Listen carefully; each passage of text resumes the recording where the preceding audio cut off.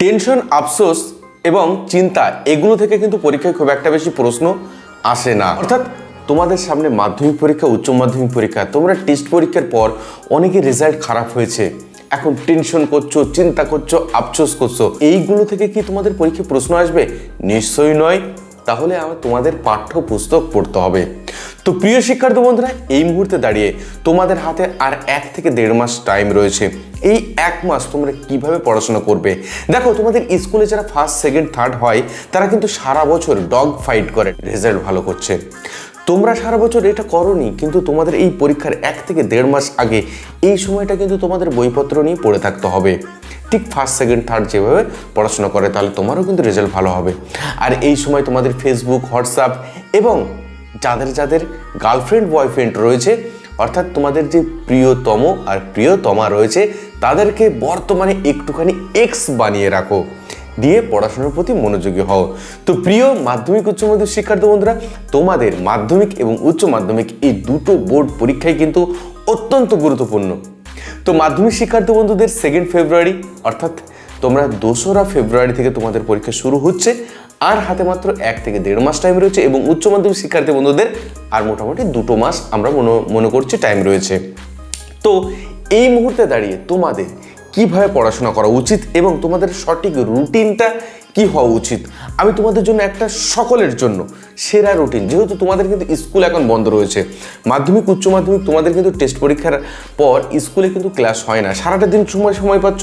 তাহলে এই 24টা ঘন্টা তোমরা কিভাবে সঠিক কাজে লাগাবে এবং কিভাবে পড়াশোনা করলে তোমরা 90% উপর মার্ক পাবে, সেই রুটিনটা, একটা আদর্শ রুটিন তোমাদের সামনে বন্ধুরা তুলে ধরবো। তো চলো বন্ধুরা, নতুন চ্যানেলটি কিন্তু সাবস্ক্রাইব করো। তার সঙ্গে সঙ্গে বলবো, এখন এই সময় বেশি ফেসবুক, ইউটিউবের খুব বেশি এডুকেশনাল ভিডিও দেখে আমার মনে সময় নষ্ট করা উচিত নয়।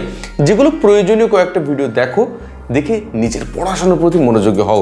সারাদিন ফেসবুক, ইউটিউব এবং এখানে বিভিন্ন ধরনের শিক্ষামূলক ভিডিও দেখলে কিন্তু তোমার রেজাল্ট ভালো হবে না, তোমাকে কিন্তু পড়তে হবে বন্ধুরা। সেই জন্য বলবো, সময় নষ্ট কম, পড়তে হবে তোমাদের বেশি। তো চলো, তোমাদের জন্য একটা আদর্শ রুটিন আমি তোমাদের জন্য তৈরি করেছি, আশা করছি উপকৃত হবে। তার সঙ্গে সঙ্গে আমাদের চ্যানেলে মাধ্যমিক, উচ্চ মাধ্যমিকের ফাইনাল পরীক্ষার সাজেশন কিন্তু অলরেডি এই ভিডিও ডেসক্রিপশনে দিয়ে দিয়েছি এবং আমাদের প্লেলিস্ট রয়েছে।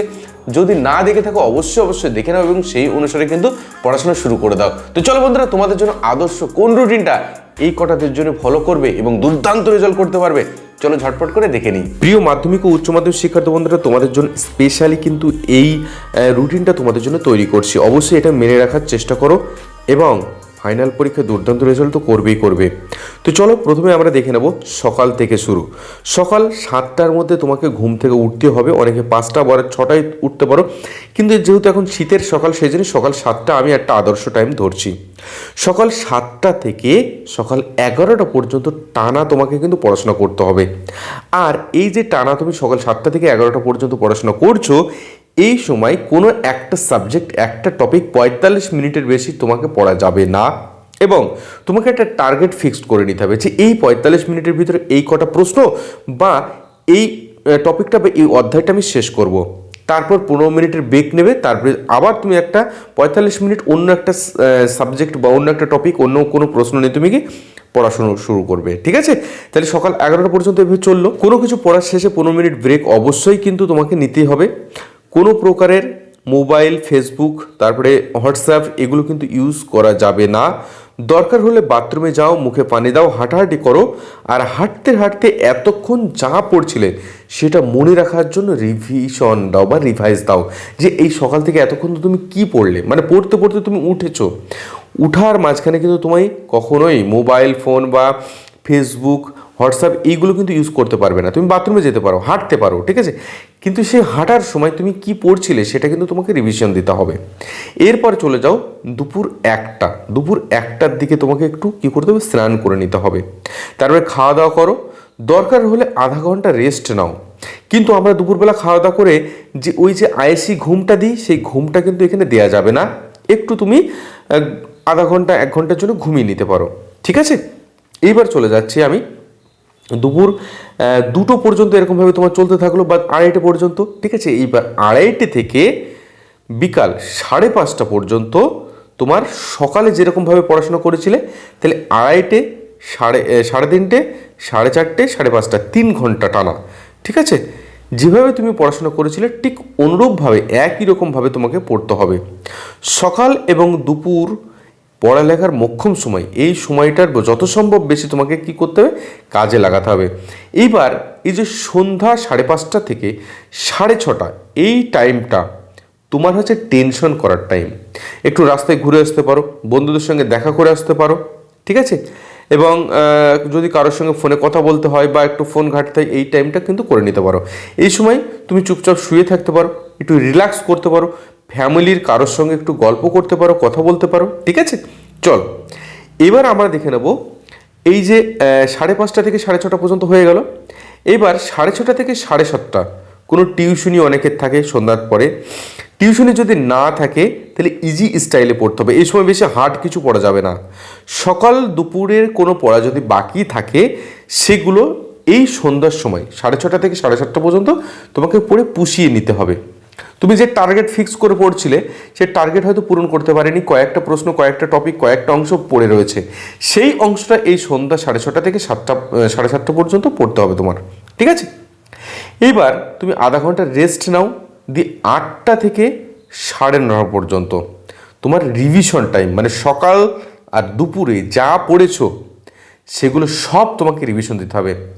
রিভিশন একটা খুব গুরুত্বপূর্ণ বিষয়, কিন্তু পরের 1 ঘন্টায় গতকাল যা পড়েছিলে সেগুলো রিভিশন দাও। রিভিশন না দিলে সারাদিনের পড়া সব তুমি ভুলে যাবে।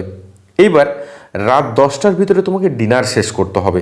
ঠিক আছে, রাত্রে খাবার কমপ্লিট করতে হবে। এইবার তুমি আধা ঘন্টা রেস্ট নাও রাত 10টার মধ্যে খাওয়া দাওয়া কমপ্লিট করে, দিয়ে তুমি 10:30 থেকে 11:30 পর্যন্ত বা 12টা পর্যন্ত তুমি এখন এই সময় কি বলতো, টেস্ট পেপার বার হয়েছে, WBT, ABTA, কিছুদিনের মধ্যে তোমরা স্কুলে টেস্ট পেপারটা পেয়ে যাবে।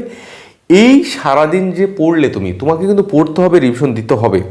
এইবার তুমি এই রাত্রে 1 থেকে 1.5 ঘন্টা তুমি 10:30 থেকে 11:30 কিংবা 12টা পর্যন্ত তুমি 4-5টা সাবজেক্টের তুমি একটা দুটো করে সেট তুমি রিভিশন দিয়ে নাও। কতগুলো শর্ট কোশ্চেন তুমি অ্যান্সার করতে পারছো, বড় প্রশ্নগুলো কোনগুলো রিপিট হচ্ছে সেগুলো তুমি ঝটপট করে দেখে নাও। তাহলে তুমি বুঝতে পারবে যে কোন প্রশ্নগুলো তোমার জন্য ইম্পর্টেন্ট। এবং শর্ট কোশ্চেনগুলো তুমি যখন প্র্যাকটিস করবে তখন যে তুমি সারাদিন পড়াশোনা করছো দেখবে ওখান থেকে অনেকগুলো প্রশ্ন তোমার কমন আসছে। এর ফলে তোমার কনফিডেন্স কিন্তু অনেক বেড়ে যাবে। এইবার তোমাকে রাত 12টার মধ্যে ঘুমিয়ে পড়তে হবে, আবার সকাল 7টার আগে ঘুম থেকে উঠে নিতে হবে। কারণ এই সময় 6 থেকে 7 ঘন্টা ঘুম অবশ্যই দরকার, কারণ আমাদের ব্রেনের কার্যকারিতা না হলে কি বলতো কমে যাবে। এবং তাহলে সকাল সকাল ঘুমিয়ে পড়তে এবং সকাল সকাল তোমাকে উঠে পড়তে হবে। ঠিক আছে, তাহলে এরকমভাবে যদি আমরা সারাটা দিন প্রত্যেক দিন আমরা মেনটেন করি, তাহলে দেখো আমি প্রত্যেক দিন পড়ছি 6 ঘন্টা, রিভিশন দিচ্ছি 2 থেকে 3 ঘন্টা, তার সঙ্গে সঙ্গে আমরা টেস্ট পেপারটা প্র্যাকটিস করছি, সমস্ত কাজ গুছিয়ে একসঙ্গে হচ্ছে। তো এই রুটিনটা তোমাদের কেমন লাগলো অবশ্যই কমেন্ট সেকশনে কিন্তু বন্ধুরা কমেন্ট করতে কিন্তু ভুলবে না।